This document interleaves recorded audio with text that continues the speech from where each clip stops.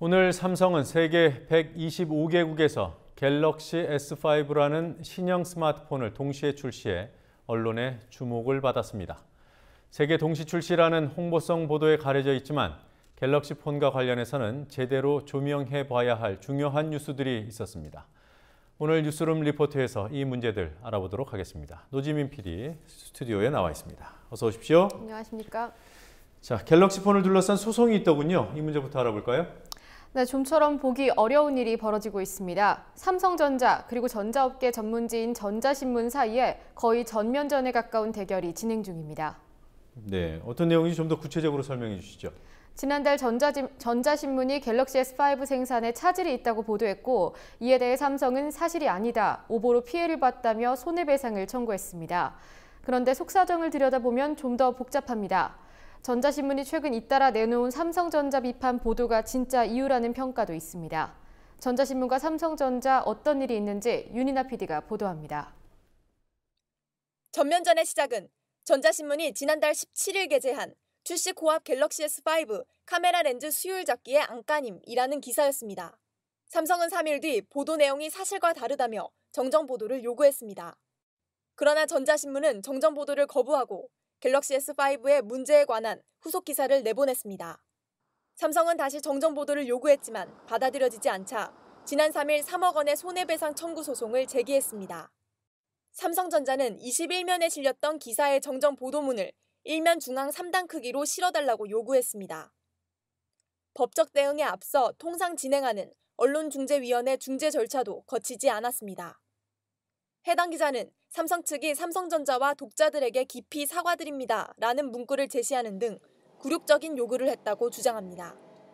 사실 이런 류의 기사까지 못 쓰는 언론사면 언론사가 정체성이 없는 거죠. 기자도 기자일 수가 없는 거고요.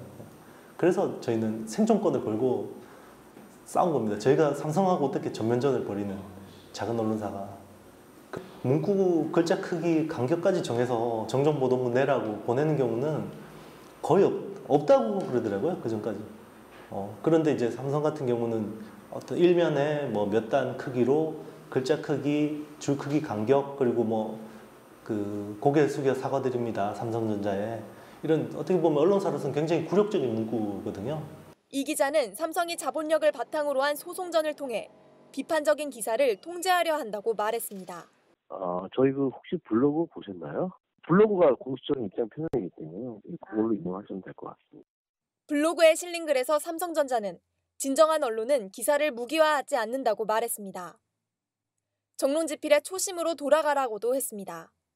이렇게 언론사에 진짜 소송을 거는 걸 모습을 보니까 아무래도 다른 언론사들은 위축될 수밖에 없죠. 아무래도 삼성의 비판적인 언론들조차도 사실은 어떻게 보면 이번 사건이 있으면서 전자신문 그리고 전자신문 기자들 스스로 되게 많이 반성을 했었습니다. 우리가 제대로 해야 될 이야기를 못하니까 기업이 언론사를 대상으로 언론을 상대로 이런 식으로까지 나오는 걸 어떻게 보면 이런 시대를 만드는데 어떻게 보면 일조를 한 거죠. 우리도. 그래서 이제는 제대로 된 어떤 잣대와 어떤 비판의 어떤 그런 칼날을 제대로 우리가 언론으로서 역할을 해야겠다. 전자신문은 전사적인 대응에 나섰습니다. 삼성 측의 소송 제기를 언론 길들이기로 규정하고 내부 결속을 강화하며 전담 대응팀까지 구성했습니다. 광고 의존도가 높은 경제 전문지가 굴지의 재벌 기업을 대상으로 벌이는 싸움에 언론과 재계의 이목이 집중되고 있습니다. 국민TV 뉴스 윤이나입니다.